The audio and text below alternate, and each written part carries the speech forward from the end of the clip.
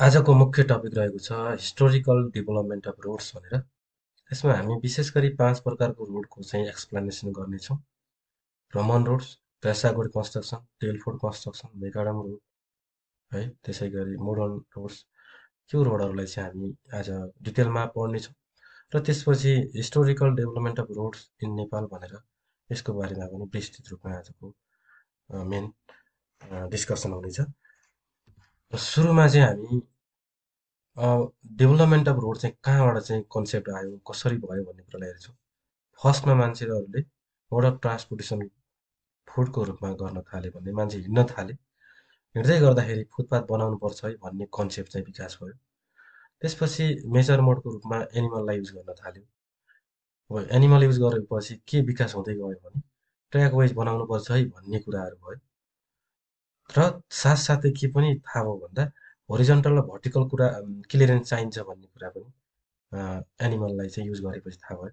Horizontal भनेको दायाँ बायाँको clear हुनु पर्यो र तलमाथि पनि नठोक्किने एकदमै है ओब्स्ट्याकल नहुने हिँड्दाखेरि भन्ने कन्सेप्ट चाहिँ यहाँबाट विकास भयो। केही समय चाहिँ एनिमल ड्रन भेहिकलहरू चल्यो र पपुलर हुँदै गयो र बिस्तारै बिस्तारै व्हिल्सहरूको विकास हुन थाल्यो। अब व्हिल्सबाट चाहिँ भेहिकलले तान्ने के अरे तान्ने बनाउनु पर्यो है अब एनिमलद्वारा भन्ने कन्सेप्ट विकास भयो। जस्तै हाम्रो हर्स गाडा भन्छ होइन। त्यसै गरी यो व्हिल्स भएपछि व्हिल्स बुढाउनलाई चाहिँ हार्ड रोड चाहिन्छ भन्ने कन्सेप्ट हार्ड रोड, त्यसै गरी स्मुथ मुभमेन्ट बनाउन अथवा स्मुथ रोड चाहिन्छ भन्ने कुराहरू चाहिँ विकास भयो। भनेपछि व्हिल्स भएपछि के भयो त हार्ड रोड चाहिन्छ भन्ने कुराहरू विकास भयो। र त्यसपछि फर्स्ट हार्ड रोड चाहिँ विकास हुँदै गयो। फर्स्ट हार्ड रोड चाहिँ कहिले भयो त भन्दाखेरि चाहिँ मेसोपोटामिया सिभिलाइजेसनबाट करिब 3500 बिफोर क्राइस्टमा चाहिँ यो सुरु भयो। र त्यसपछि यसलाई चाहिँ बनाइयो भने कहिले रेकर्डेड भयो त भन्दाखेरि चाहिँ एसेरियन इम्पायर अराउन्ड 1900 बिफोर क्राइस्ट भनौँ है। एसेरियन इम्पायरबाट चाहिँ के भयो त यो बनाइयो भन्ने रेकर्ड गरियो। र त्यसपछि रोमन इम्पायरहरू सुरु भयो। रोमन इम्पायरहरू सुरु भएपछि के भयो त भन्दा लार्ज फाउन्डेसनमा चाहिँ उनीहरूले रोडहरू बनाए। करिब 90,000 किलोमिटर रोड बनाए फर मिलिट्री पर्पजको लागि चाहिँ उनीहरूले चाहिँ के गर्यो सैनिकहरूको लागि चाहिँ रोमन एम्पायरहरूमा रोड बनाए। र जुन चाहिँ अहिलेसम्म पनि रोमन एम्पायरले करिब 7th सेन्चुरीमा बनाए। अहिले हाम्रो 21st सेन्चुरी आयो तर भइरहेको छ। र अहिले त्यो 7th सेन्चुरीमा बनाएको जुन 90,000 किलोमिटर रोमन रोडहरू थियो त्यो अहिलेसम्म पनि के भयो त करिब 14,000 किलोमिटर अहिलेसम्म पनि एक्जिस्ट छ है चलाइरहेको छ भन्ने कुराहरू चाहिँ यो युज यसको चाहिँ एउटा अवधारणा भयो। र त्यसपछि चाहिँ अब हाम्रो फर्स्टमा चाहिँ छ रोमन रोड है। रोमन रोड के त भन्दाखेरि चाहिँ सबैभन्दा ओल्डेस्ट रोड हो भनेर बुझ्नु पऱ्यो पहिलो नम्बरमा। र यो स्ट्रङ कन्स्ट्रक्सन गरिएको थियो भन्ने बुझ्नु पऱ्यो। यिनीहरू इटालियन रोडहरू हो भनेर नर्मली थाहा पाउनु पऱ्यो। नर्मल्ली रोमन सिभिलाइजेसनमा चाहिँ युजिङ के भएको थियो त स्टोन ब्लकहरू युज गरेर चाहिँ के बनाइएको थियो भन्ने कुरा थाहा पाउनु पऱ्यो। अब हामी फिचर्समा हेर्छौँ है। फिचर्स हेर्नुभन्दा पहिला यही फिगरमा भएको कुरालाई नै फिचर्समा हामी एक्सप्लेन गर्न सक्छौँ। सबैभन्दा पहिला रोमन रोडहरूको डेप्थ चाहिँ धेरै थियो जसको 0.75देखि 1.2 मिटर यसको चाहिँ डेप्थ थियो है। र यसको चौडाइको कुरा गर्ने हो भनौँ न यसको चौडाइ चाहिँ कति थियो भन्दाखेरि हाम्रो सेन्ट्रल लाइनबाट यो सेन्ट्रल लाइनबाट 2.2देखि 2.5 मिटर टोटल कति थियो त क्यारिज वे भनौँ है अथवा राइट अफ वे यसको कति थियो त त्यति बेला भन्दा 4.4देखि 5 मिटर थियो भन्ने कन्सेप्टहरू यसमा थाहा पाउनु। अब डेप्थ धेरै भएपछि यसमा लाग्ने मटेरियल पनि धेरै चाहिन्छ भन्ने कुरा हामीले बुझ्नु जरुरी छ। र सुरुमा चाहिँ के थियो भन्दा यसमा सफ्ट सोइललाई खन्दै जाने जबसम्म यहाँ हार्ड रक भेटिँदैन हार्ड रक स्टार्टअप भेटिँदैन तबसम्म चाहिँ खन्दै जानुपर्ने हुन्थ्यो। अनि बल्ल मात्रै फाउन्डेसनको कामहरू गरिन्थ्यो है। सुरुमा चाहिँ यसको चाहिँ हाम्रो त खन्दै गएपछि सफ्ट ग्रेड कति हुन्थ्यो नर्मली भन्दा 10देखि 20 सेन्टिमिटर थिक चाहिँ हुन्थ्यो सफ्ट ग्रेड। त्यसपछि चाहिँ के गरिन्थ्यो त यसमा स्टोन ब्लकहरू लार्ज स्टोन ब्लकहरू अथवा लार्ज स्टोन फाउन्डेसन विथ लाइम मोटारमा चाहिँ करिब यो पोइन्टदेखि यो पोइन्टमा 10देखि 20 cm थिकको चाहिँ लेइङ गरिन्थ्यो है। त्यसपछि चाहिँ कर्ब स्टोनहरू जुन सोल्जरलाई सेभ गरौँ भनौँ अथवा रोडको इजतिर कुनातिर कर्ब स्टोनहरू राखिन्थ्यो। र यो जुन लार्ज फाउन्डेसन स्टोनभन्दा माथि के हुन्थ्यो ब्रोकन स्टोनहरू विथ लाइम कङ्क्रिटमा चाहिँ 25देखि 40 सेन्टिमिटर भनौँ 25देखि 40 सेन्टिमिटर थिक चाहिँ लार्ज ब्रोकन स्टोनहरू राखिन्थ्यो। त्यसपछि चाहिँ योभन्दा माथिल्लो लेयरमा के राखिन्थ्यो भने स्मल ब्रोकन स्टोनहरू राखिन्थ्यो है। स्मल ब्रोकन स्टोन राख्यो जसको साइज पनि 25 देखि 40। यहाँ चाहिँ लार्ज छ, यहाँ स्मल छ है। यहाँ चाहिँ स्मल चाहिँ ब्रोकन स्टोनहरू राखिन्थ्यो, यसमा लार्ज ब्रोकन स्टोन राखिन्थ्यो। थिकनेस चाहिँ दुइटैको बराबर भयो, 25 देखि 40 cm। तर चाहिँ के भन्छ स्टोनहरूको साइज चाहिँ के भन्छ त अलि स्मलहरू राखिन्थ्यो, योभन्दा अलिकति सानो राखिन्थ्यो है। टप लेयरमा चाहिँ फेरि स्टोनहरू के हुन्छ लेइङ गरिन्थ्यो। स्टोनहरू चाहिँ के भन्छ थिकनेसमा चाहिँ कम हुन्थ्यो, 10 देखि 15 cm थियो। तर चाहिँ स्टोनहरू चाहिँ लार्ज हुन्थ्यो है। जसरी हामी घर छाउँदाखेरि चाहिँ स्लेटहरू युज गर्थ्यौँ नि, त्यस्तै टाइपको लार्ज स्टोनहरू के हुन्थ्यो त सर्फेस लेयरमा राखिन्थ्यो। यो कुरा बुझ्नु जरुरी छ। अब यसमा चाहिँ हामीले चाहिँ नर्मल्ली फिगर हेर्दै गर्दा के एनालाइसिस गर्न सक्छौँ भने यो रोड स्ट्रेट हुन्छ भनेपछि यसमा साइड स्लोप छैन। त्यसो हुँदा के हुन्छ त रोडमा भएको पानी रोडमै जम्थ्यो, जहाँ चाहिँ साइड डेनसम्म पुग्ने यसको कुनै उयो थिएन भनेपछि यसमा साइड डेनको विकास पनि थिएन यो रोडमा है। अनि यसमा चाहिँ रोडहरू स्ट्रेट हुन्थ्यो, अनि यसरी रोडहरूको डेप्थ चाहिँ एकदमै धेरै हुन्थ्यो र चौडाइ चाहिँ यसको जुन रोड छ अलिकति कम हुन्थ्यो है। यो कुरा बुझ्न जरुरी छ। त्यही कुरा हामी यहाँ फिचर्समा हेर्दाखेरि के हुन्छ त रोमन रोड चाहिँ स्ट्रेट हुन्छ, जसको अर्थ के हुन्छ नो साइड स्लोप थिएन। र बिल्ड कहिले चाहिँ बनाइन्थ्यो, कसरी बनाइन्थ्यो त भन्दा रिमुभिङ सफ्ट सोल है। जबसम्म सफ्ट सोल के अरे हार्ड रक आउँदैन तबसम्म बनाइन्थ्यो। र त्यसमा चाहिँ साइड ड्रेन अथवा ड्रेनेजको कन्सेप्टै थिएन। र यी रोमन रोडहरू धेरै कस्टली हुन्थ्यो किनकि यसको थिकनेस चाहिँ 0.75 देखि 1.2 मिटर हुन्थ्यो है। अनि त्यसपछि यसको चौडाइ चाहिँ कति थियो त हाम्रो 2.2 देखि 2.5 फ्रम द सेन्टर भनेको टोटल चाहिँ 4.4 देखि 5 मिटर हुन्थ्यो भनेर कन्सेप्ट बुझ्छौँ। अब हामी कन्स्ट्रक्सन प्रोसिजरमा जान्छौँ। कसरी बनायो त रोमन रोड, कसरी बनाउँथ्यो त भन्दा खन्थ्यो ट्रेन्चहरू है विथ अफ द रोडमा चाहिँ अन्टिल द कतिसम्म खन्थ्यो त भन्दा जबसम्म हार्ड ग्राउन्ड आउँदैन भन्दा। फर्स्ट लेयरमा के गर्थ्यो सब ग्रेड प्रिपेयर गर्थ्यो है। बटम लेयरमा अराउन्ड कति हुन्थ्यो त 10 देखि 20 cm थिकनेस हुन्थ्यो सब ग्रेडको फर्स्ट लेयर। अब त्यो फर्स्ट लेयरमा के गर्यो त भन्दा लार्ज फाउन्डेसन स्टोनहरू लेइङ गर्थ्यो अथवा बिछ्याउँथ्यो विथ लाइम मोटर, जसको थिकनेसहरू कति हुन्थ्यो त 10 देखि 20 cm हुन्थ्यो है। त्यसपछि कर्ब स्टोनहरू एजतिर कर्ब स्टोन फिट गरिन्थ्यो। अनि सेकेन्ड लेयरमा के गरिन्थ्यो भने लार्ज ब्रोकन स्टोनहरू 25 देखि 40 cm थिकको चाहिँ त्यसमा चाहिँ लेइङ गर्थ्यो अथवा त्यसमा मिक्स गरिन्थ्यो, राखिन्थ्यो, प्लेसिङ गरिन्थ्यो है। र थर्ड लेयरमा के हुन्थ्यो स्मल स्टोनहरू राखिन्थ्यो, तर थिकनेस चाहिँ सेकेन्ड र थर्ड लेयरको चाहिँ के हुन्थ्यो त सेम नै हुन्थ्यो, बिछ्याउँदाखेरि चाहिँ सेम हुन्थ्यो। र स्टोनको साइज चाहिँ के हुन्थ्यो त सेकेन्ड लेयरमा अलि लार्ज हुन्थ्यो भने थर्ड लेयरमा स्मल हुन्थ्यो। टप लेयरमा चाहिँ फेरि के हुन्थ्यो भने लार्ज स्टोन ब्लक्सहरू लेइङ गरिन्थ्यो। जस्तै अहिले काठमाडौँको हाम्रो विशेष गरी न्यु रोड साइडतिर देख्न मिल्छ थुप्रै है। त्यहाँ विशाल बजार साइडतिर हिँड्दै गर्दाखेरि चाहिँ स्टोनहरू लेइङ गरेको देखिन्छ उतापट्टि होइन। यो कुराहरू के हुन्छ हाम्रो भन्दाखेरि चाहिँ टप लेयरमा लार्ज स्टोन ब्लकहरू राखिन्थ्यो जसको थिकनेस चाहिँ 10 देखि 15 cm चाहिँ हुन्थ्यो भन्ने कुराहरू चाहिँ हामी प्रोसिजरमा भन्न सक्छौँ। यो चाहिँ रोमन रोड चाहिँ हाम्रो चाहिँ के हुन्छ भन्दा अलि इक्जामको पोइन्ट अफ भ्यूले पनि हामीले इम्पोर्टेन्ट देखिन्छ। यसमा नर्मल्ली के बुझ्नु पऱ्यो भन्दा यसको चाहिँ विच डेप्थ कति हुन्छ र कसरी चाहिँ कन्स्ट्रक्सन प्रोसिजर हुन्थ्यो फिचर्समा चाहिँ हेर्ने होइन। फिचर्स त्यही हो, यसको स्ट्रेट हुन्थ्यो, यसमा साइड ड्रेन हुँदैन थियो अथवा ड्रेनेजको कन्सेप्ट थिएन भन्ने कुरा थाहा पाउनु पऱ्यो। र यसमा चाहिँ लार्ज कन्स्ट्रक्सन मटेरियल चाहिने त्यसै गरी त्यसमा चाहिँ मेन पावरहरू धेरै चाहिने हुँदा चाहिँ यो रोड कस्टली पनि हुन्थ्यो र धेरै टाइम लाग्थ्यो भन्ने कुराहरूलाई हामी जोड दिन सक्छौँ है। अब यसपछि रोमन रोडलाई हामी नर्मली हेर्दाखेरि नर्मली रोमन रोड चाहिँ यो टाइपले देख्न मिल्छ है। रोमन रोडको हामीले first layer second layer third fourth fifth यसरी नर्मली रोड स्ट्रेट हुँदै यसमा भएको पानी चाहिँ दायाँ बायाँ कता जाने भन्ने कुरा खासै थिएन, रोडमै जम्थ्यो भन्ने कुरालाई हामीले बुझ्थ्यौँ। साइड ड्रेन बनाउनुपर्छ भन्ने कन्सेप्ट थिएन। यति धेरै डेप्थ बनाउँदाखेरिदेखि लार्ज कन्स्ट्रक्सन मटेरियल लाग्थ्यो, मान्छे त्यति लाग्थ्यो है। यो कुरा हुन्थ्यो तर यो बलियोको हिसाबमा चाहिँ अरू रोड कन्स्ट्रक्सनको कम्पेरिजनमा धेरै हुन्थ्यो। अब हामीले बलियो मात्रै बनाएर भएन, इकोनोमिकल पनि हुनुपर्छ भन्ने कुरालाई ध्यानमा राख्छौँ। त्यसपछि यो रोड के हुँदै बिस्तारै रिप्लेस हुँदै गयो। अब यसपछि ट्रासागोइड रोड कन्स्ट्रक्सन भन्ने आयो। यसमा मेन कुरा के ध्यान दिनु पऱ्यो भने रोडको जुन सेन्टर लाइनदेखि यो इजसम्म हेर्छौँ यता साइड ड्रेन देख्न मिल्छ र रोडको जुन यो भेहिकल हिँड्ने पाथ छ सेन्टर लाइनको यतापट्टिको यो लेनमा के छ यो स्लोप देखिन्छ है। स्लोप पनि डिफ्रेन्ट छ, एउटा सोल्जरको स्लोप छ, अर्को यता हाम्रो क्यारेज वेको सेन्टर लाइनदेखि यतापट्टि क्यारेज वेको स्लोप छ है। यो स्लोप हेर्दाखेरि के देखिन्छ, के बुझ्न सकिन्छ भने अनि अर्को कुरा चाहिँ यो जुन रोडमा भएको पानी छ त्यो पानी चाहिँ के हुन्छ त मजाले ड्रेन आउट हुन सक्छ भन्ने कुरा कन्सेप्ट भनेपछि टेसागोडले के कन्सेप्ट ल्याउनु भयो त भन्दाखेरि चाहिँ साइड ड्रेन चाहिन्छ, साइड ड्रेन बनाउनुपर्छ भन्ने कुरो हो है।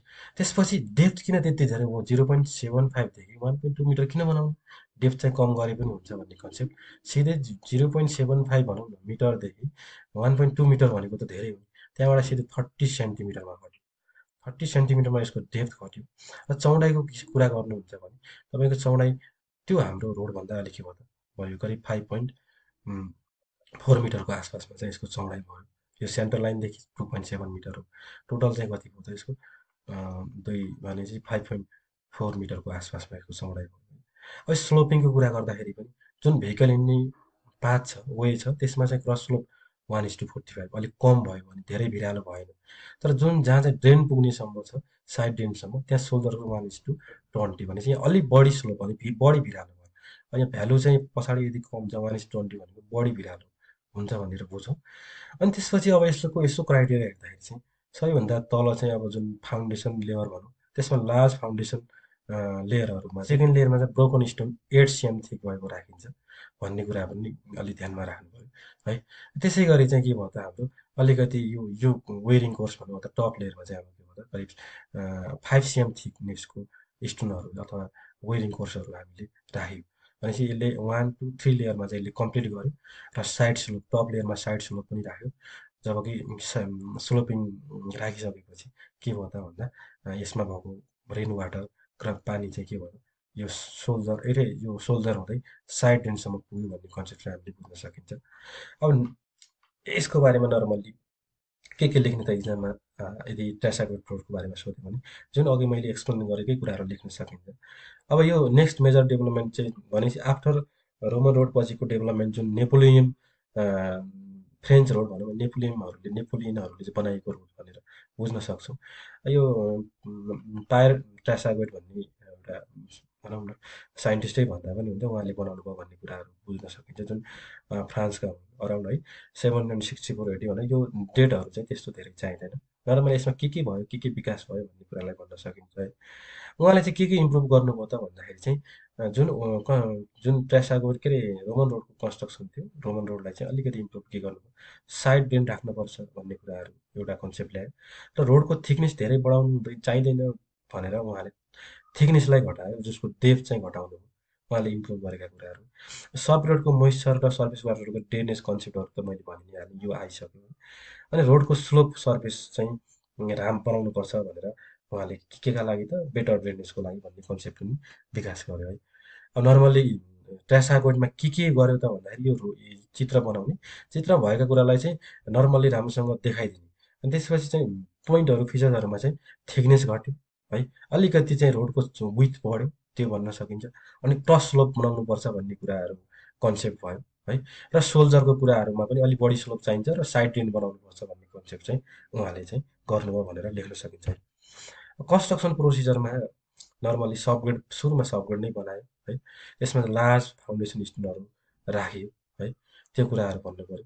अनि त्यसपछि लार्ज स्टोनहरू पनि बोथ साइडतिर राखियो है, कर्भ जुन छ नि हाम्रो होइन कर्भको कुराहरू पनि हामीले के भयो त यता पनि जुन यो कर्भ त स्याम नै छ यता पनि राख्यो उतापट्टि पनि कर्भ त राखियो नै। अनि यसमा चाहिँ बटम लेयरमा चाहिँ लार्ज स्टोनहरू राखियो भन्ने कुराहरू बुझ्न सकिन्छ। अनि त्यसपछि फाउन्डेसन एडजस्टमेन्टमा कर्नर लार्ज स्टोन ह्यामर गरियो, त्यसपछि ग्यापहरू जुन छ त्यो चाहिँ स्मल स्टोनले फिल गर्यो जुन चाहिँ कति सेम छ त 8 cm layer of the broken stones भनेर हामी गरियो भन्ने कुरा पनि हामी बुझ्न सक्छौँ। जुन चाहिँ कम्प्याक्टेड उहाँले कम्प्याक्ट पनि गर्नुपर्छ भन्ने कन्सेप्ट पनि अलिकति डेभलपमेन्ट गर्नुभयो है, त्यो कुरा पनि हामी हेर्न सक्छौँ। टप लेयरमा अथवा विरिङ कोर्समा चाहिँ के हुन्छ स्मल स्टोन कम्प्याक्टेड 5 cm भनेर हामी भन्न सक्छौँ र क्रस स्लोप चाहिँ 1 देखि 5 cm राख्नुपर्छ भन्ने कुरालाई गर्न सकिन्छ। सोल्जरको कुरा गर्ने हो भने क्रस स्लोप चाहिँ ड्रेनको चाहिँ जुन चाहिँ ड्रेन वाटरमा चाहिँ के भन्छ क्रस स्लोप चाहिँ हाम्रो बनाइयो भन्ने कुराहरू हेर्न सकिन्छ है। यसमा चाहिँ सोल्जरमा क्रस स्लोप चाहिँ जुन रोडवे छ त्यसमा भन्दा चाहिँ बढी छ भन्ने कुराहरू बुझ्न सकिन्छ। त्यो किन त भन्दा सजिलै ड्रेन आउट होस् भनेर पानी भनेर भन्न सकिन्छ। नर्मल्ली हामीले चाहिँ यसमा कन्स्ट्रक्सन प्रोसिजरहरू के हुन्छ भनेर हामी यो फिगरलाई नै हेरेर यो फिगरमा के गरिएको थियो फिगरलाई नै यसो फोकस गरेर सुरुको लेयरमा हाम्रो के थियो, सेकेन्ड लेयरमा के राख्यौँ, थर्ड लेयरमा के राख्यौँ, यसको डेप्थ कति थियो, डेप्थ कति राख्ने राख्ने होइन, साइडमा चाहिँ इजमा चाहिँ हाम्रो कर्ब स्टोनहरू कहाँ राखिन्थ्यो, यो सबै कुराहरूलाई भन्न सकिन्छ है प्रोसिजर नर्मल्ली। अब यसपछि हामीसँग रहेको छ टेलफोर्ड कन्स्ट्रक्सन भनेर। अब जुन चाहिँ थमस टेलफोर्ड भन्ने साइन्टिस्टले चाहिँ के गर्नुभयो त यो टेलफोर्ड रोडको कन्सेप्ट ल्याउनुभयो। उहाँले चाहिँ के गर्नुभयो भन्दाखेरि चाहिँ नर्मल्ली यो रोडमा चाहिँ थिकनेस चाहिँ करिब हाम्रो ट्रासागोइडभन्दा अलिकति 36 सेन्टिमिटर छ भन्ने कुराहरू बुझौँ। तर उहाँले मेनली मेजर के गर्नुभयो भन्दाखेरि चाहिँ यसको रोडको विथ पनि बढ्नुपर्छ, अलिकति बढी हुनुपर्छ भनेर करिब करिब 9 मिटरको रोड चाहिँ बनाउने कन्सेप्ट ल्याउनुभयो। र अर्को कुरा बटममा चाहिँ के गर्नुपर्छ, सबैभन्दा लोएस्ट लेयरमा चाहिँ जुन सब ग्रेड भनौँ, फाउन्डेसन लेयरमा चाहिँ के गर्नु भने फाउन्डेसन लेयरमा लार्ज स्टोनहरू राख्नु। तर लार्ज स्टोनहरू कसरी राख्नु भने यो कर्नरतिर 70 सिएम राख्ने र यसको सेन्टरमा छ जुन सेन्टरतिर चाहिँ 22 सेन्टिमिटर भनेपछि सेन्टरमा चाहिँ 22 सेन्टिमिटरको र कर्नरमा चाहिँ 70 सेन्टिमिटर गर्दाखेरि के भयो, यो हाइट भयो। यसरी गर्दै जाँदाखेरि यसरी लाइन तान्दै जाँदाखेरि यो त अलिक कम भयो भने बिचको पोर्सन जुन सेन्टर लाइन अफ रोडवे छ त्यो चाहिँ अटोमेटिक सेन्टर लाइन के भयो त बढोस् है, साइड स्लोप राखिराख्नु पर्दैन।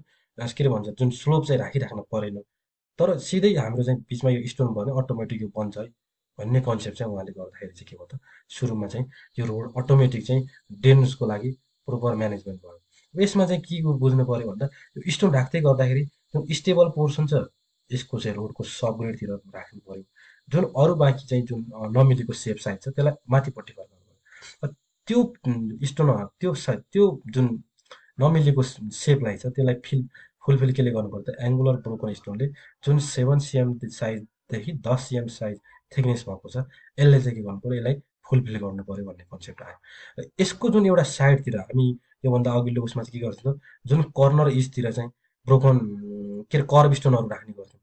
तर यहाँ चाहिँ के गरियो त भन्दा चाहिँ टेलफोर्डमा चाहिँ कर्नर इजमा चाहिँ के गर्ने ब्रोकन स्टोन विथ लाइम मोटारले चाहिँ यसलाई चाहिँ बनायो, फिट गरियो है। त्यसो हुँदाखेरि यतापट्टिको जुन छ यतापट्टि जान भयो भने जुन कर्नर चाहिँ के भयो त बलियो भयो भन्ने कन्सेप्ट चाहिँ यहाँबाट बुझ्न सकिन्छ।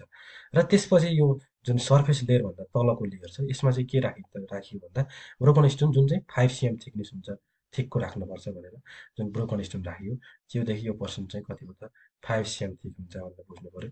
जुन यहाँदेखि यहाँसम्मको यो थिकनेस छ जुन चाहिँ एङ्गुलर ब्रोकन स्टोन थियो 7 सिएम को साइजको राख्यो र जुन थिकनेस चाहिँ हाम्रो कति थियो 10 सिएम ठिक थियो भन्दा हामी योदेखि यो पर्सनसम्म हामी बुझ्न सक्छौँ। योभन्दा मुनतिरको क्षेत्र हाम्रो 22 सेन्टिमिटर छ। टोटल अराउन्ड हाम्रो नर्मली यसको थिकनेस हेर्ने हो भने 36 सिएम राख्नुपर्छ है हुनुपर्छ भन्ने कन्सेप्ट बुझ्यो। र जुन हाम्रो सोल्जर साइडतिरको जुन हाम्रो क्रस स्लोप छ नर्मली स्लोप भनेर बुझौँ, यो स्लोप इन वेरिङ सर्फेसमा चाहिँ कति राखियो त अटोमेटिक हाम्रो 1:45 सिएम 45 भयो। जुन 4 सिएम थिकको चाहिँ राख्यो है। जुन योदेखि यो लेयरसम्मको देखिन्छ यो क्रस स्लोप यो चाहिँ कति राख्यो त 1:45 र कति थिकनेसको भयो त भन्दा यो चाहिँ हाम्रो 4 सिएम थिक भयो भनेर नर्मली बुझ्न सकिन्छ। यही कुराहरू यहाँ दिएको छ। एउटा थमस टेलफोर्ड भन्ने साइन्टिस्टले बनाउनु भयो जुन फ्रान्स ट्रासागोटलाई नै यसलाई चाहिँ अलि आधार मानेर अलिकति केही कुराहरू फ्रान्सका जुन ट्रासागोट साइन्टिस्ट हुनुहुन्थ्यो उहाँको नै आधार मानेर केही कुरा इम्प्रुभ गर्नुभयो। उहाँले चाहिँ के बिलिभ गर्नुभयो भने हाम्रो जुन रोडको जुन फाउन्डेसन छ एकदमै स्ट्रङ बनाउनुपर्छ भन्ने कुराहरूलाई चाहिँ विश्वास गर्नुहुन्थ्यो। र त्यही कुराहरू उहाँले चाहिँ अगाडि बढ्दै फाउन्डेसन लेभल लार्ज स्टोनहरू चाहिँ उहाँले राख्नुभयो।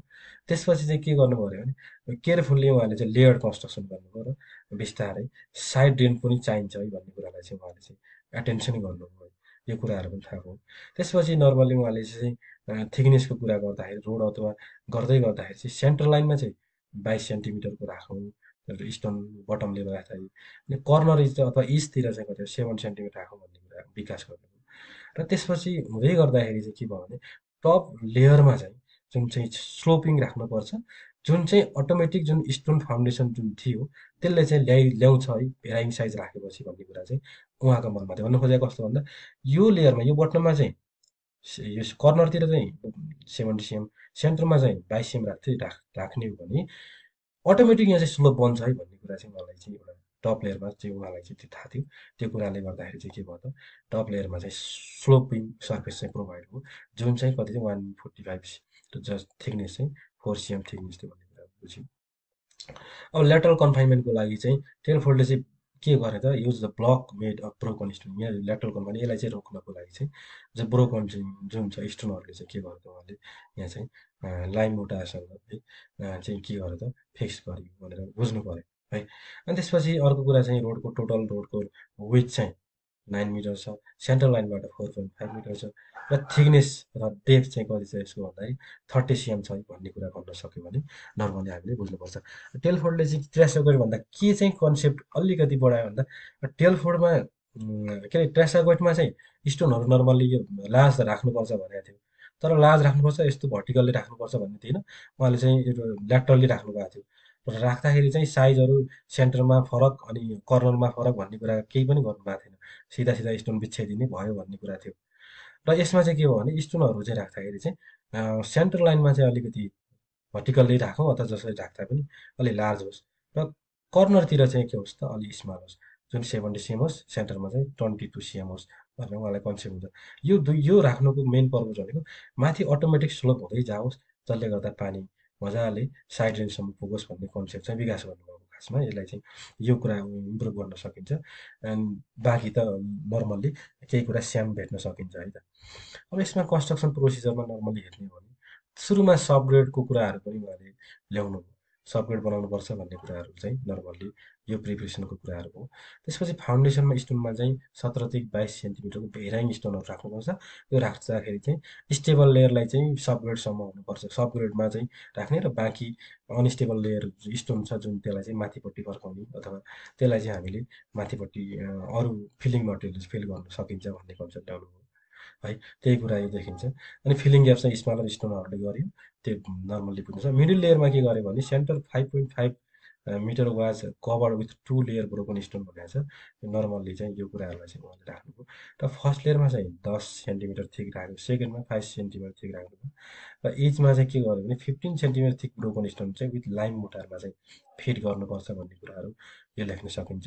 त्यसै टप लेयरमा चाहिँ वेयरिङ कोर्समा चाहिँ 4 cm थिक ग्रेभल लेयरलाई चाहिँ एड गर्न सकिन्छ, र क्रस स्लोप्सलाई चाहिँ 1/45 बनाउन सकिन्छ भन्ने कुराहरू यो प्रोसेसले भन्छ। र अर्को कुरा यसमा चाहिँ मेन जान्नुपर्ने टेलफोर्डले चाहिँ के गर्नुभयो त भन्दा क्रस ड्रेनेज बनाउनुपर्छ भन्ने कन्सेप्ट पनि उहाँले ल्याउनुभयो। करिब उहाँले चाहिँ के सोच्नु भने रोड वेमा 90 मिटर हिँड्दै गऱ्यो अथवा एभ्री 90 मिटरमा चाहिँ क्रस ड्रेनेज चाहिँ राख्नुपर्छ है भन्ने कन्सेप्ट चाहिँ उहाँले थप्नुभयो। अब साइड ड्रेन राख्नुपर्छ अथवा सर्फेसको वाटर मोइस्चर कन्टेन्टलाई चाहिँ ड्रेन बनाउनुपर्छ भन्ने कन्सेप्ट चाहिँ ट्रेसाकोटले ल्याइसक्नु भएको थियो होइन। अझ अलिकति क्रस ड्रेनेज पनि चाहिन्छ भने करिब 90 मिटरको हरेक 90 मिटरमा रोडको 90 मिटर सेक्सनमा चाहिँ क्रस ड्रेनेजको कन्सेप्ट चाहिँ उहाँले ल्याउनुभयो। त्यसै गर्दाखेरि चाहिँ के भयो त बिलो वाटरलाई पनि अब ड्रेन आउट गर्ने पनि उहाँले चाहिँ कन्सेप्ट भयो। अघिको यो रोडबाट के बुझ्न सकिन्छ भने जस्तै यहाँ सर्फेसको वाटर त हाम्रो जान्छ, यसमा भएको पानी पनि स्लोप हुँदै गर्दाखेरि चाहिँ यता हाम्रो जुन साइड ड्रेन छ त्यहाँसम्म पुग्न सक्छ सजिलै भन्ने कुरा कन्सेप्ट चाहिँ विकास भयो भन्ने बुझ्नु पऱ्यो है त। अब यसपछि मेगाडम रोड कन्स्ट्रक्सन भनेर भन्छ जुन ब्रिटिसहरूले बनाइएको थियो भन्ने कुरालाई बुझ्न सकिन्छ है। अब यसमा नर्मल्ली के बुझ्न पर्यो भन्दा यसको बटम लेयरमा चाहिँ कम्प्याक्टेड सबग्रेड स्लोप 1/36 भन्न खोजेको उहाँले विकास के गर्नुभयो, एउटा डेभलप गरेको कुरा के हो भन्दा नर्मल्ली हाम्रो यो रोड चाहिँ धेरै थिकनेस बनाइराख्नु पर्दैन है, र कम्प्याक्सन गर्नुपर्छ भन्ने कन्सेप्ट हो। र अर्को कुरा चाहिँ के भयो भने यसको टप सर्फेस लेयरमा चाहिँ सबैभन्दा बढी चाहिँ भेहिकलको व्हिल लोड अथवा ट्राफिक लोडले चाहिँ धेरै स्ट्रेस महसुस गर्छ, बटममा त्यति साह्रो गर्दैन। यसलाई अलिकति स्ट्रेट दिन्छ यहाँबाट यहाँ तल्लो लेयरमा हुँदै गर्दा बटम लेयरमा त्यति धेरै स्ट्रेस पर्दैन है। भने थिकनेस किन धेरै बनाउने भन्ने कुरा पनि अलिक थिकनेस त घटेन, जुन 25 सेन्टिमिटर घट्यो। र अर्को कुरा के भयो भने सर्फेस वाटरलाई त मजाले ड्रेन आउट गर्न सकिन्छ, अब यो जुन ग्राउन्ड वाटरलाई चाहिँ कसरी ड्रेन आउट गर्न सकिन्छ भन्ने कुरालाई पनि अझ एडभान्स तरिकाले ग्राउन्ड सर्फेसबाटै उहाँले के गर्नु कम्प्याक्ट गर्दै सब ग्रेडको स्लोप क्रिएट गर्नुभयो, जुन स्लोप चाहिँ सर्फेस र के भन्छ सब ग्रेडमा स्याम नै हुन्छ, जुन 1/36 छ त्यहाँ कम्प्याक्ट गर्दै जाने स्लोप पनि राख्दै जाने भन्ने कुरा कन्सिडर भयो। त्यसपछि सेकेन्ड लेयरमा उहाँले चाहिँ 50 mm ब्रोकन स्टोनहरू जुन योदेखि यो पोइन्टसम्मको थिकनेस 100 mm थिक थियो त्यो ठिक गरेर उहाँले चाहिँ 50 mm राखेर भेराइङ साइजहरू घटाउँदै जानु, जुन जति जति टप लेभलमा पुग्दै गयो तबसम्म चाहिँ हामीले यो साइज घट्दै गयो भन्ने कुरा कन्सेप्ट थियो।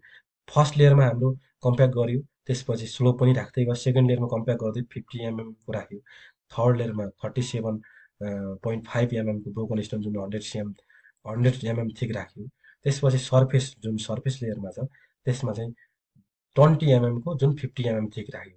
भनेपछि यहाँ चाहिँ थिकनेस पनि घट्यो, साइज पनि घट्यो। जब जति टप लेयरमा आउँदै गयो त्यति गर्दै गर्दाखेरि चाहिँ यो साइज पनि के हुँदा घट्दै गयो भन्ने कुरा बुझ्न सकिन्छ। साइड डेनको कन्सेप्ट पनि भयो। अनि यसको टोटल विड्थ 9 मिटर नै थियो, सेन्टर लाइनबाट 4.5 मिटर, यो नर्मल्ली हाम्रो टेलफोर्डकै आसपासमा, र थिकनेस चाहिँ घट्यो। र यसको जुन स्लोप छ, स्लोप चाहिँ के भन्छ 1/36 राख्यो। यो कुरालाई जान्दैन, स्लोप राख्दाखेरि सर्फेस लेयरमा पनि राखियो अनि अर्को यो जुन हाम्रो सबग्रेड लेयरमा पनि राखियो भन्ने कुरालाई भन्न सक्नुपर्छ।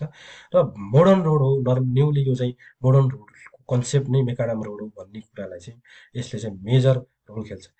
जुन चाहिँ मेन जोन मेकाडमले ल्याउनु हो, उहाँले चाहिँ बनाउनु हो भन्ने कुराहरू बुझ्न सकिन्छ कन्सेप्ट चाहिँ। र यो कम्प्लिटली न्यू मेथड हो भन्दाखेरि ओल्ड मेथडलाई रिप्लेस गरेर जुन बनाएको मेथड हो भनेर बुझ्न सकिन्छ।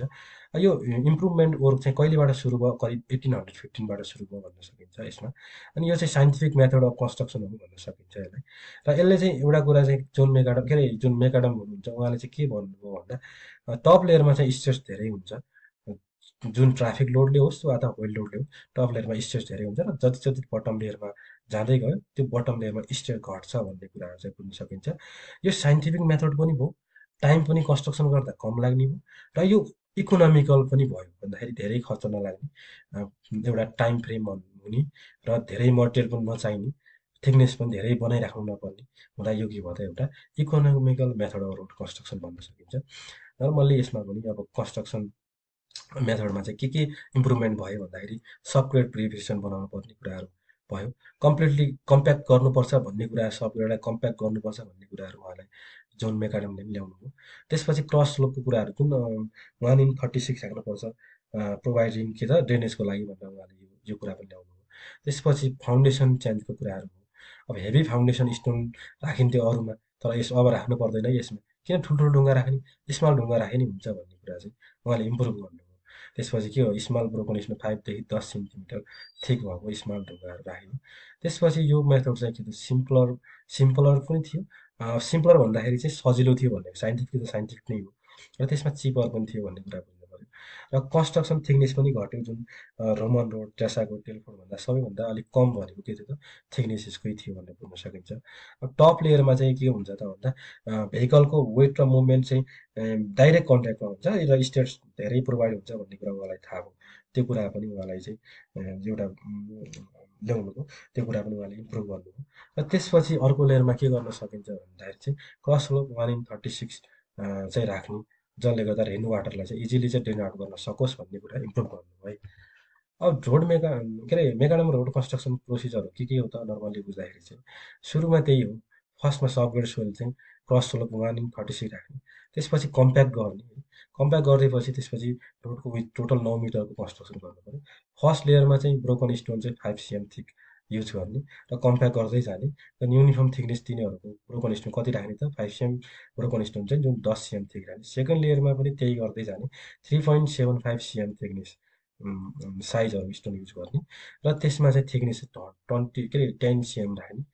टप लेयरमा चाहिँ के हुन्छ फाइन स्टोन जुन एकदमै स्मालेस्ट स्टोन भनौँ न, फाइन भन्दाखेरि 4.75 mm भन्दा तलको साइजहरू जुन फाइन एग्रिगेट भन्दा पनि हुन्छ है, त्यो हामीले के गर्छौँ नर्मल्ली 2 cm भनेर बुझ्छौँ, यो चाहिँ राख्यो। त्यसपछि कम्पेयर गर्दै के भयो त थिकनेस चाहिँ 5 cm राखेर क्रस स्लोप 1/36 राखेर एउटा के हुन्छ त कन्स्ट्रक्सन गरिन्थ्यो भनेर यो प्रोसेसहरूलाई चाहिँ मजाले नोट डाउन गर्न सकिन्छ है। यसरी चाहिँ अरू बुकहरूमा खासै दिएको हुन्न, मजाले यति लेख्नुभयो भने तपाईँहरूले मजाले फुल मार्क पाउन सक्नुहुन्छ है।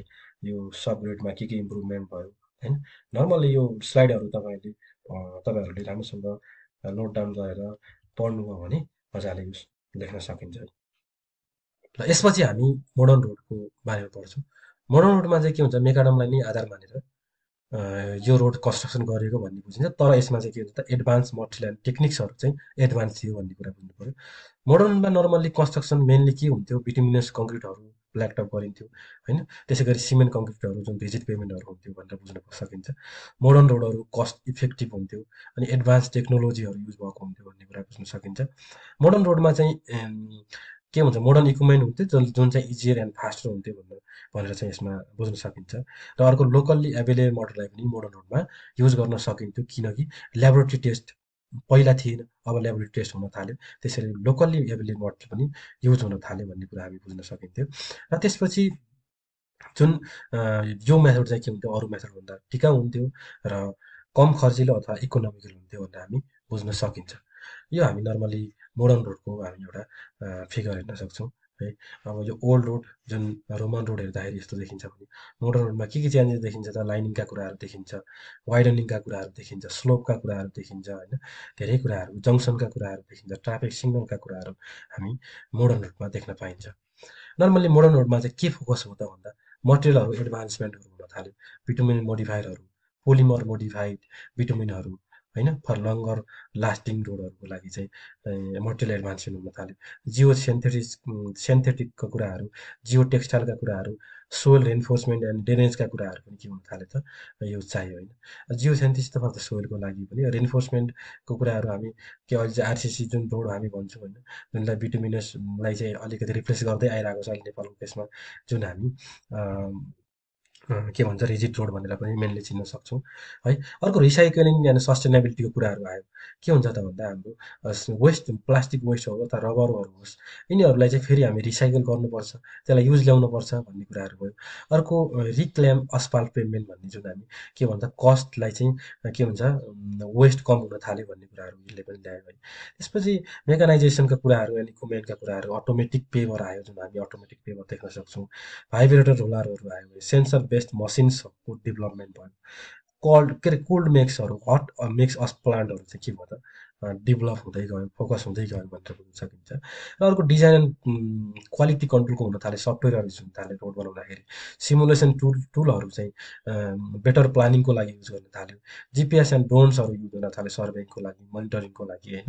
स्मार्ट रोडहरूको डेभलपमेन्ट हुन थाल्यो, स्मार्ट टेक्नोलोजिजहरू लाइक सोलर रोडहरू, चार्जिङ लेन्सहरू फर इभिएसको लागि, इम्बेडेड सेन्सरहरू राख्न थाल्यो।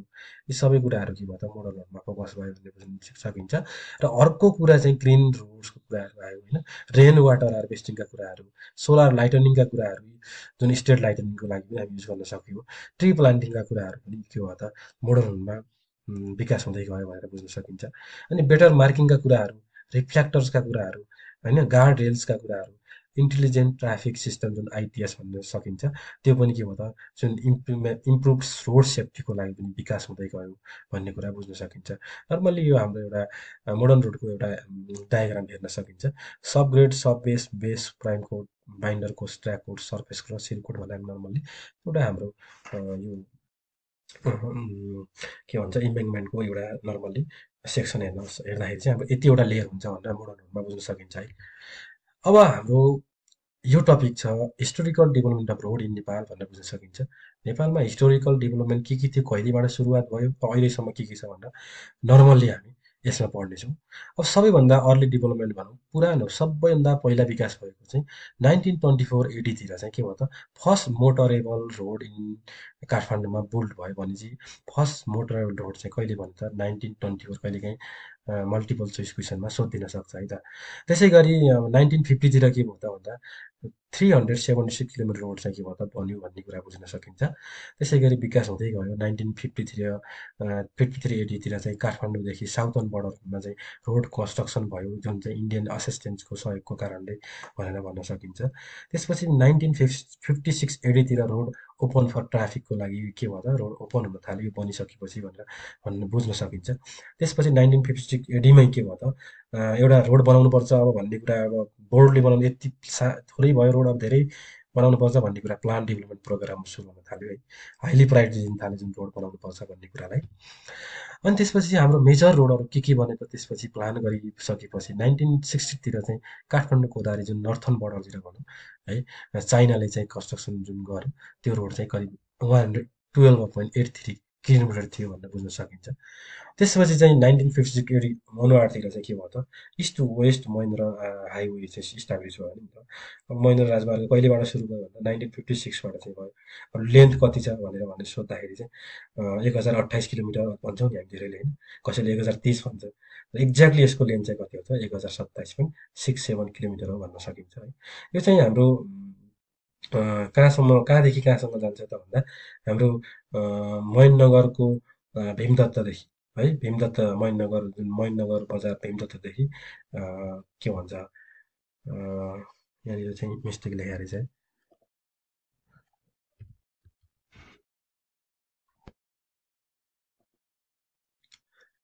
अब यसपछि मेजर रोड प्रोजेक्ट भनेर हेर्छौँ 1966 एडीतिर काठमाडौँ कोदारी नर्थन बोर्डर रोड कन्स्ट्रक्सन बाई चाइनाबाट जसको लेन्थ चाहिँ 112.83 किलोमिटर थियो। त्यसै गरी चाहिँ 1956 एडी अनुवारतिर चाहिँ इस्ट वेस्ट महेन्द्र राजमार्ग इस्टाब्लिस भयो जसको टोटल लेन्थ 1027.67 भन्न सकिन्छ। धेरैजनाले 1028 किलोमिटर होइन, नर्मल्ली कसैले 1030 किलोमिटर भन्न सक्छ। अराउन्ड एक्ज्याक्टली यस्तो 1027.67 किलोमिटर छ भनेर भन्न सकिन्छ, जुन चाहिँ तराई क्षेत्रबाट रन हुन्छ। पूर्वको काँगरभिट्टा झापादेखि पश्चिम महेन्द्रनगर कञ्चनपुरसम्म जोडिएको छ भनेर हामीले भन्न सक्छौँ। र त्यसपछि विकास हुँदै गर्दा स्ट्रेटेजिक रोड नेटवर्कको एसआर भन्ने सुरुवात भयो, जसले चाहिँ नेसनल हाइवेज र फिडर रोडलाई चाहिँ विकास गर्ने कन्सेप्ट ल्यायो। त्यसपछि डिस्ट्रिक्ट रोड नेटवर्क डिआरएन चाहिँ सुरुवात भयो र जसमा डिस्ट्रिक्ट जिल्लाभित्रका रोडहरू भेज रोडहरू बनाउनुपर्छ भन्ने कन्सेप्टहरू विकास हुँदै गयो। र त्यसपछि अब इन्स्टिट्युसनल डेभलपमेन्ट हुन थाल्यो, जसले फर्स्ट जुन डिओआरको इस्टाब्लिस भयो जुन 2027 विक्रमसम्म है डिपार्टमेन्ट अफ रोड्सको चाहिँ के भयो त इस्टाब्लिस भयो भनेर बुझ्न सकिन्छ।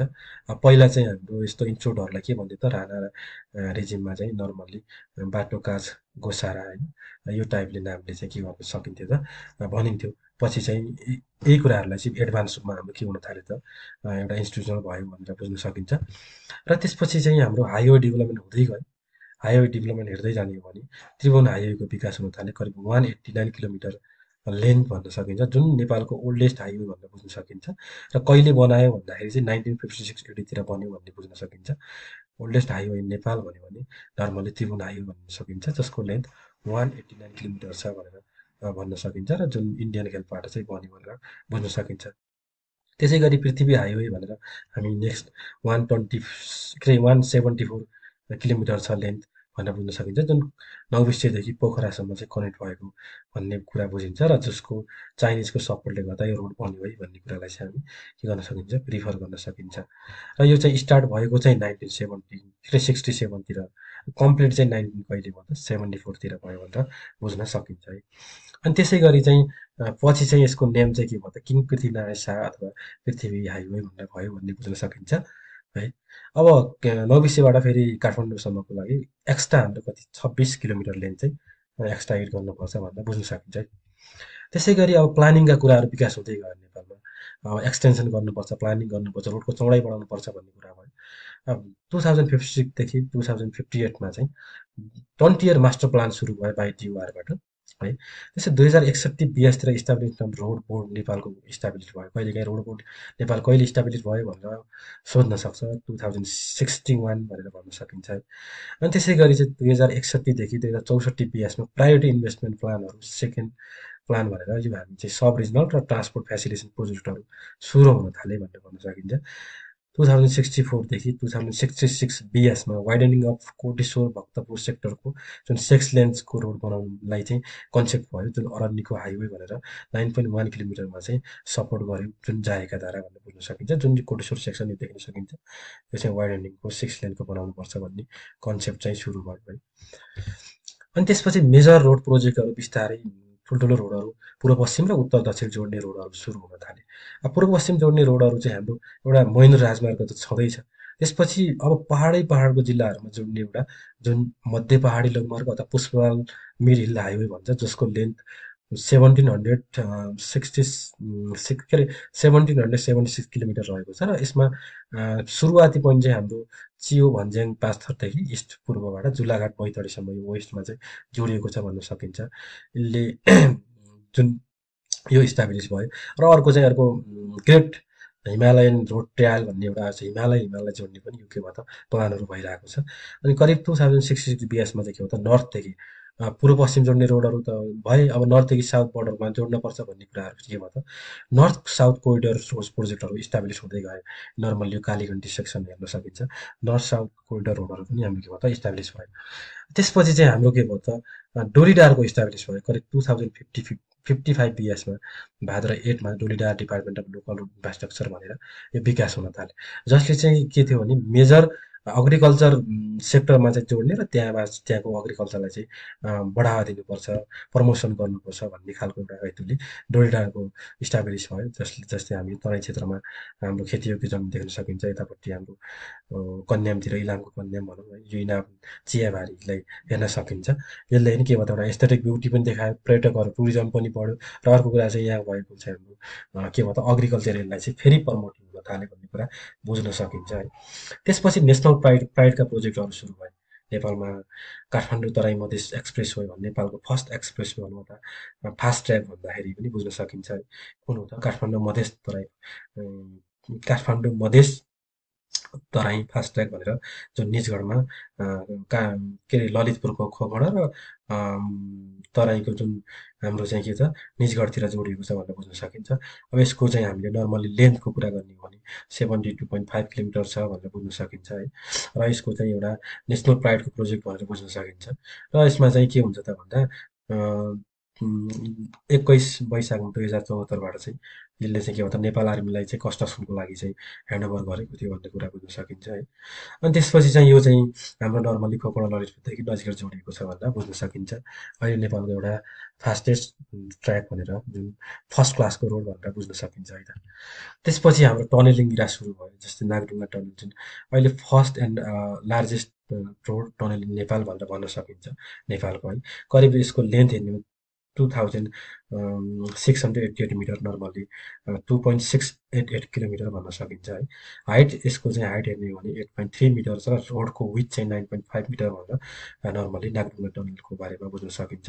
यो चाहिँ अहिले हाम्रो प्रोजेक्टहरू काम सम्पन्न पनि भइसक्यो होइन। अब यस्तै प्रोजेक्टहरू अनगोइङ फ्युचरको लागि पनि आइरहेका छन् होइन। त्यस्तै नेसनल प्राइडका प्रोजेक्टहरू पनि के हुन्छ त प्लानिङ र डेभलपमेन्ट स्टेजहरूमा चाहिँ छँदै छन्। यो नागढुङ्गा टनलको नर्मली चाहिँ अलाइनमेन्टको कुराहरू हेर्न सकिन्छ, यो प्लानको कुराहरू है। त्यसै गरी यो पनि त्यही कुरालाई हेर्न सकिन्छ। अनि नागढुङ्गा टनल चाहिँ नौबिसे धादिङ जुन हाम्रो सिस्ने खोलादेखि हाम्रो कहाँसम्म छ सिस्ने खोला हुँदै हाम्रो नौबिसेसम्म जोडिएको भन्ने कुरा बुझ्न सकिन्छ। धादिङको सिस्ने खोला उतापट्टि चाहिँ नौबिसेसम्म जोड्ने भन्ने कन्सेप्ट चाहिँ हामी नर्मली बुझ्न सक्छौँ है त। त्यसै गरी यो एउटा कन्स्ट्रक्सन बन्दै गरेको कुराहरू भयो। अब हाम्रो नेपालमा ट्रान्सपोर्ट सिनारीहरू के छन् त नर्मली भन्दाखेरि चाहिँ अब भइरहेका कुराहरू देखिरहेका कुराहरूलाई नर्मली देख्न सकिन्छ। बनेपा बर्दिवास अथवा यो सिन्धुली रोड भनेर पनि चिन्न सकिन्छ यतापट्टि। यो अहिले बन्दै गरेको चाहिँ काठमाडौँ मधेस तराई फास्ट ट्र्याक भनेर यो जुन ब्रिजहरू बन्दैछ, टनलहरू नम्बर अफ टनलहरू बन्दैछन्, यो देख्न सकिन्छ। एउटा हामी फोटोहरू हेर्न सक्छौँ है। यो नागढुङ्गा टनलको हाम्रो टोटल लेन्थ भनेर हामी नर्मली बुझ्न सकिन्छ है। अनि त्यसपछि चाहिँ यो काठमाडौँ तराई मधेस फास्ट ट्र्याकको चाहिँ हाम्रो यो अलाइनमेन्ट देख्न सकिन्छ है। जुन चाहिँ एक्सप्रेस वे 72.5 किलोमिटर छ भनेर बुझ्न सकिन्छ। त्यसपछि काठमाडौँ कुलेखानी हेटौँडा टनल भनेर यो पनि यसमा हाम्रो नर्मली टनलहरू बन्दैछ है, जुनहरू जो अलाइनमेन्ट हेर्न सकिन्छ है त। अनि त्यसै गरी यो बनेपा सिन्धुली बर्दिवास जुन कहिलेकाहीँ बिपी हाइवेको चाहिँ सिम्बल के हो भनेर सोध्न सक्छ है, नर्मली हेर्न सकिन्छ। अब यसपछि development of Asian highways and alternative भनेको छ। अब के कुरा भयो भन्दाखेरि चाहिँ हामीले जहिले पनि एउटा कन्ट्रीदेखि नेपालदेखि चाइना जानु पऱ्यो अथवा नेपालदेखि कुनै अरू बङ्गलादेश जानु पऱ्यो भने हामीले के हुन्छ नर्मली एयरवेजको बढी प्रयोग गर्छौँ। अरू कन्ट्रीहरूमा जाँदाखेरि इन्डिया र चाइनाको बोर्डर बाहेक अरू कन्ट्रीमा जाँदा प्रायः एयरवेज बढी प्रयोग गर्ने गर्छौँ। के कन्सेप्ट ल्याइदियो भने एसियन हाइवेजले चाहिँ अब हामी रोडवे प्रयोग गरेर पनि हामी विश्वका धेरै देशहरू घुम्न सक्छौँ है भन्ने एउटा चाहिँ के भयो त नेटवर्क बनाइदियो। यसको मेन कन्सेप्ट भनेको विश्वका धेरै कन्ट्रीहरू विशेष गरी साउथ एसियन कन्ट्रीहरूमा घुम्न सकिन्छ विथ रोड नेटवर्कबाट भन्ने कुराहरू चाहिँ गर्यो। र मेन पर्पज भनेको चाहिँ साउथर्न ट्रेडिङ होइन, इन्टरनेसनल ट्रेडिङको लागि होइन। विशेष गरी चाहिँ यो साउथ एसियन रोडले चाहिँ मेन भूमिका खोल्छ र एसियन रोडले चाहिँ मेन भूमिका खेल्छ भन्ने कुरा कन्सेप्ट चाहिँ के भयो त एसियन हाइवेजले ल्यायो। र यसमा चाहिँ के भयो भन्दाखेरि चाहिँ जुन रोड लिङ्क छ नेपालदेखि चाइना र इन्डियासम्म जोड्ने भन्ने कुरा कनेक्टिभिटी भयो। ओभरअल हाम्रो चाहिँ 72 डिस्ट्रिक्टको हेडक्वार्टरमा चाहिँ के छ त आउट अफ 77बाट चाहिँ के छ यो हाम्रो 2010मा चाहिँ एसियन हाइवे कनेक्ट गर्ने लक्ष्य लिएको छ भनेर बुझ्नुपर्छ नर्मल्ली है। यो चाहिँ लेटरल र बाइलेटरल एजेन्सीहरू यसमा चाहिँ के छ त, यो हाइवे डेभलपमेन्ट गर्नलाई चाहिँ एकदमै अग्रसर भनेर बुझ्न सकिन्छ। नर्मली यो जति पनि रेड कलरको देख्न सकिन्छ एसियन हाइवे हो, जुन नेटवर्क हो भनेर बुझ्न सकिन्छ। नर्मली अब एसियन चाहिँ हाइवेहरू के छ त भनेर नेपालमा टु टाइपले बुझ्न सकिन्छ। एउटा एसियन हाइवे 2 र एसियन हाइवे 42। टूमा चाहिँ एएस टू भनेर नर्मल्ली यसलाई सिम्बल दिन सकिन्छ र अर्को एएस 42 भनेर अर्को हिसाबले यसलाई हामीले के गर्न सक्छौँ त, दुईवटा हाइवे भनेर बुझ्न सकिन्छ है। टोटल लेन्थ चाहिँ हामीले हेरिदियौँ भने 1324 किलोमिटर चाहिँ हाम्रो के छ त, टु सेक्सनमा चाहिँ के छ त काम गर्नुपर्ने देखिन्छ है। एएस टू चाहिँ ओरिजिनेट भनेको यसको सुरुवाती पोइन्ट चाहिँ ढाका जुन छ in Bangladesh in new Delhi हो भनेर हामी नर्मली बुझ्छौँ। यो एएस टूसँग लिङ्क गर्ने हाम्रो के हुन्छ, अब नेपालमा चाहिँ एएस टू हाइवे गर्छ भनेर भनेको। फर्दर हाम्रो अर्को एसियन हाइवे नेटवर्कमा चाहिँ 42 ओरिजिनेट कहाँ छ त, बारा इन इन्डियादेखि लासासम्म चाइनासम्म जोडिने भन्ने कुराहरू छ। यी कुराहरूलाई चाहिँ हामी नर्मल्ली एउटा बुझ्न सकिन्छ है। अब यसमा चाहिँ के बुझ्नु पऱ्यो भने नेपालले चाहिँ के छ, एएस टूसँग जोड्नलाई चाहिँ हाम्रो पूर्व पश्चिम राजमार्गको छ, त्यो चाहिँ हाम्रो एएस टूसँग कनेक्सनमा जुन इन्डियासँग जोडेको छ। त्यसै गरी एएच 42 एसियन हाइवेसँग जोडिनलाई चाहिँ हाम्रो के हुनु पऱ्यो त, हाम्रो काठमाडौँदेखि हुँदै कोदारी हुँदै हाम्रो चाइनासँग जोडिनु पऱ्यो। यो एएच टू हाइवे भन्ने नर्मल्ली बुझ्न सकिन्छ है त। अब एएच टू नेपालमा कहाँदेखि कहाँसम्म छ भनेर बुझ्दाखेरि काठमाडौँको के अरे काठमाडौँ भन्छ हाम्रो यो एसियन हाइवेको जुन एएच टूले नेपालले ओगटेको कति लेन्थ छ त, 1027 किलोमिटर छ भनेर बुझ्न सकिन्छ, जुन चाहिँ महेन्द्र राजमार्ग भन्दा पनि हुन्छ है। नोइङ महेन्द्र राजमार्ग पूर्वको काँगडपट्टिदेखि महेन्द्रनगर कञ्चनपुरसँग जोडिएको छ भनेर बुझ्न सकिन्छ है त। त्यसै गरी एएच 242 नेपालको केसमा यसो यसलाई चाहिँ एक्सप्लेन गर्ने हो भने हाम्रो लेन्थ चाहिँ 297 किलोमिटर छ र यसले चाहिँ सुरुवात पोइन्ट कहाँ छ त, हाम्रो नेपालको चाहिँ एउटा कनेक्ट चाहिँ के गर्छ त, रक्सोल नारायणगढ हुँदै काठमाडौँ हुँदै कोदारी चाइनासम्म जोड्छ भनेर बुझ्न सकिन्छ यो चाहिँ नर्मली। यो एउटा चाहिँ के भयो त, एसियन हाइवेज एएस टूको कुन कुन ठाउँबाट जोडिरहेको छ भन्ने एउटा चाहिँ रोड नेटवर्क देख्न सकिन्छ है। अनि त्यसपछि यो भनेको हाम्रो साउथर्न नर्थर्न साउथर्न बोर्डरको वीरगन्ज है हुँदै नारायण हुँदै काठमाडौँ हुँदै कोलारसम्म जुन चाइना जोड्ने हाम्रो चाहिँ के बुझ्न सकिन्छ त, यो रोड नेटवर्क एसियन हाइवेज हो भन्न सकिन्छ। मेन एसियन हाइवेजमा चाहिँ के बुझ्नु पऱ्यो भन्दा अब रोडवे युज गरेर चाहिँ एसियन नेटवर्कमा चाहिँ हाम्रो चाहिँ नेपालदेखि चाहिँ एउटा नेटवर्क क्रिएट हुन्छ, जुन चाहिँ बाइलेटरल एजेन्सीहरूदेखि लिएर थुप्रै एजेन्सीहरू लागिरहेको छ। र नेपालले पनि भोलि यो रोड बन्यो भने हामीले चाहिँ इन्टरनेसनली हाम्रो ट्रेडहरूलाई चाहिँ के हुन्छ एक्सप्लोर गर्न सक्छौँ भन्ने कुराको मेन एउटा हामी के बुझ्न सक्छौँ त, यसको समरी बुझ्न सक्छौँ। ल आजलाई हाम्रो जुन यो सेसन छ यही अन्त्य हो है।